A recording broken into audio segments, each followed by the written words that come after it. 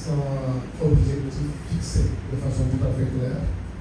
Donc, on savait, voilà, naturellement qu'il fallait contribuer à l'amélioration du secteur, mais il n'y avait pas de contraintes en termes d'indicateurs à atteindre.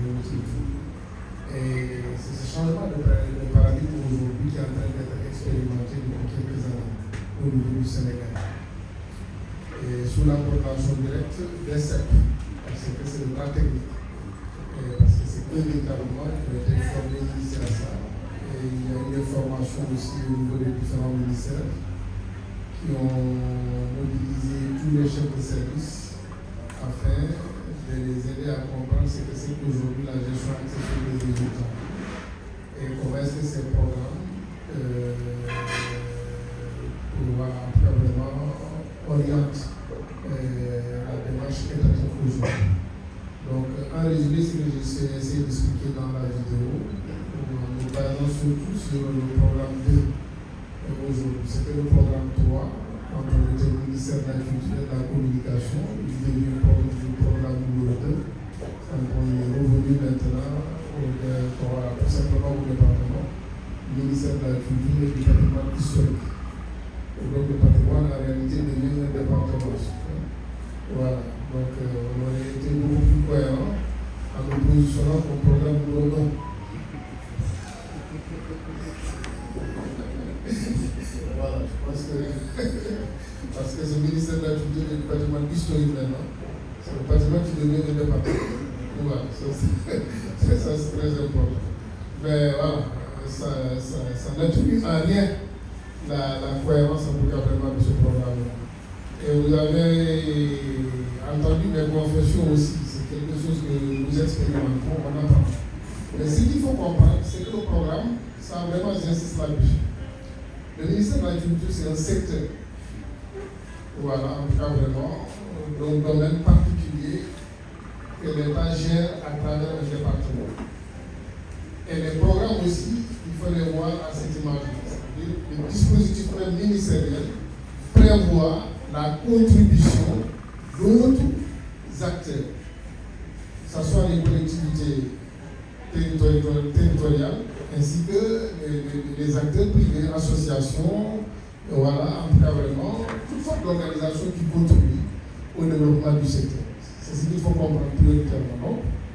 Tous ces acteurs contribuent au programme, tant que les initiatives en tout cas vraiment portées à ce niveau donnent un impact, en tout cas vraiment, par rapport au développement du patrimoine, d'une manière générale.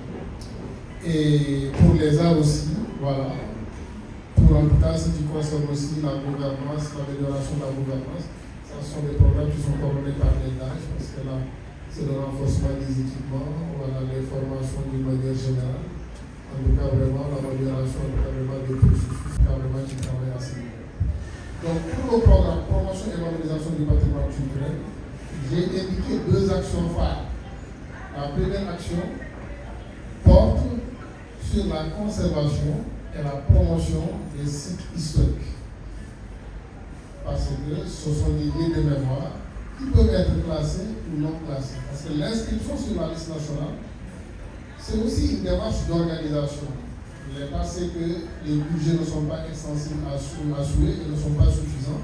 Il faut organiser une démarche. Et travailler à documenter certains sites qui représentent un symbole très fort, qui sont des sites fédérateurs sur lesquels on peut se baser pour renforcer l'action de l'État en donnant une vraie contribution à la cohésion sociale. Ça c'est très important et à l'harmonie en tout cas vraiment culturelle au niveau national. Ça c'est un élément. L'autre action, c'est la promotion des expressions de la diversité culturelle. Parce que c'est là aussi qu'il faut travailler. D'une manière générale, voilà, comme ça, j'ai l'habitude de le relever. Je pense que nos pays, tout au départ, se sont trompés de démarche. Parce que dès les indépendances, on a adopté les instruments de gestion du patrimoine des pays colonisateurs. Or, le projet colonial est en soi un projet avec des objectifs et une mission. L'indépendance est un projet et une mission. Voilà. Donc, chacun devrait d'abord, en tout cas, vraiment étudier sa propre réalité intrinsèque et lui appliquer des outils, ou en tout cas, vraiment appliquer des outils, en tout cas, plus ou moins, en tout cas, vraiment, qu'on a plus ou moins évité, ou demandé comme cadre, en tout cas, vraiment d'orientation, les appliquer de façon intelligente à notre contexte. Pour le cas du Sénégal, on s'est orienté directement vers tout ce qui est vestige colonial.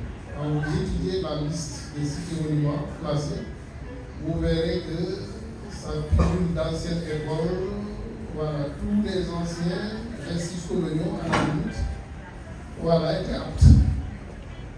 Et pendant ce temps, le travail sur ce qui fait vraiment, ce qui structure vraiment la mémoire collective nationale a été plus ou moins délaissé. Donc, c'est la diversité culturelle, l'âme du peuple, de notre communauté, palpite là. Et c'est là que nos communautés se reproduisent en permanence, par la transmission des valeurs, par la transmission des codes, par la transmission des savoir-faire, qui sont donc, en tout cas, vraiment les socles porteurs de la survie. Que cela soit appliqué au domaine agricole, à la médecine traditionnelle, disons tout simplement à la médecine.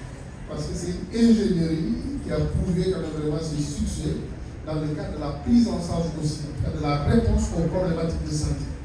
C'est aussi du patrimoine culturel.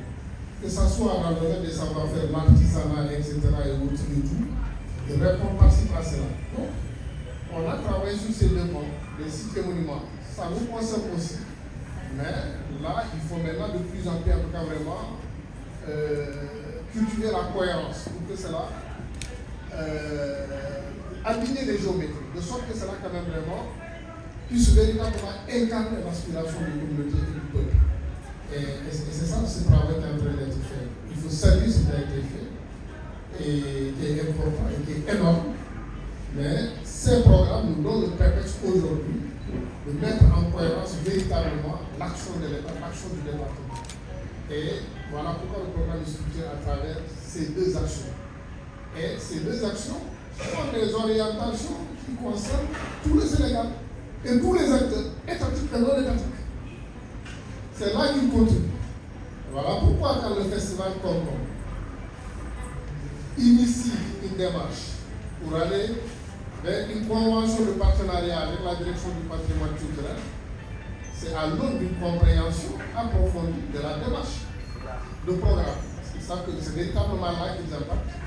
Quand bien même ils ont une dimension artistique, qui est aussi une dimension patrimoniale, qui leur permet d'être transversale. Mais la base, c'est la direction du patrimoine culturel. J'ai cité quelques événements phares sur lesquels, en tout cas, vraiment, nous essayons de porter une action concrète afin véritablement d'améliorer l'impact du programme dans ce secteur. Donc, deux actions phares. Conservation et promotion des sites et monuments historiques. Deuxième action, promotion et valorisation de la diversité des expressions culturelles. Cependant, dans la mise en œuvre effective de ces deux actions-là, le ministère lui-même dispose pour l'une des actions d'un budget réel. Cependant, pour l'autre point, le budget réel existe pour l'action conservation et promotion des sites monuments historiques. Pour l'action promotion des expressions de la diversité culturelle, le budget réel n'existe pas. Il faut aller le chercher dans le budget général.